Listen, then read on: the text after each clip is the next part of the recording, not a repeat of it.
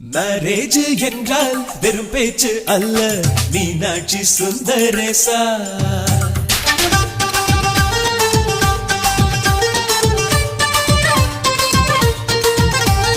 Marriage என்றால் வெறும் பேச்சு அல்ல, மீனாட்சி சுந்தரேசா. வில்லேஜில் போய் கல்யாணம் பாரு, மீனாட்சி சுந்தரேசா. வாங்க வாங்க என்று சொல்லணும், சொல்லி சொல்லி வாயு வலிக்கணும். வந்தவங்க வயிறு நிறையணும், வாழ்த்து சொல்லி நெஞ்சு நிறையணும். ஒரு நாள் கூத்து என்புதான் இந்த கல்யாணத்தை உனக்கு யாரு சொன்னது?